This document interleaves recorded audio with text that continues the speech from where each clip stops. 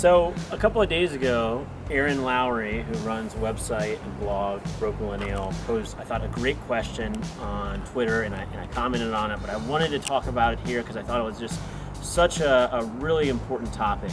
And so this hypothetical scenario she posed was if you're in debt, if you have student loans, let's say low interest debt, and you had enough money to pay that debt off,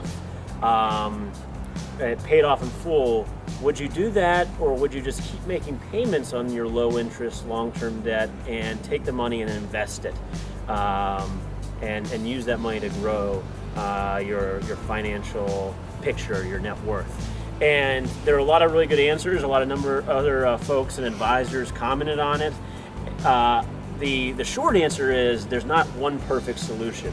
I'm going to talk about two potential solutions that you can consider if you're in that scenario where you have student loan debt, for example, because it's a great one to use because a lot of people do have that coming out of school, especially young professionals, and even people who are in the middle or latter parts of their career. And so the financial answer to that is looking at the interest you're paying on that debt, and if it's low interest debt, the potential return you could get by taking this extra money that you could use to pay the debt off and actually investing it. And if the return is above the interest that you're paying on that debt,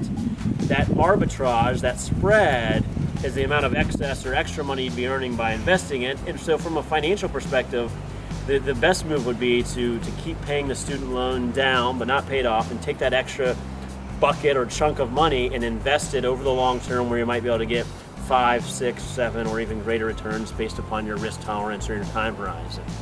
So that's really kind of the prudent financial move.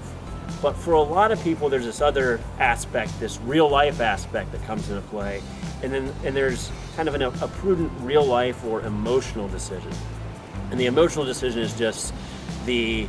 stress or the worry that we have in being in debt and having debt, whether it's student loan debt or other types of debt. And so for a lot of people, it's actually inspiring and empowering and can improve your financial life over the long term by just going ahead and paying that debt off and getting it out of the way, and then building up your savings slowly over time to be able to then invest the money. Sure, from a financial perspective, you're missing out on the opportunity to invest and let that money grow.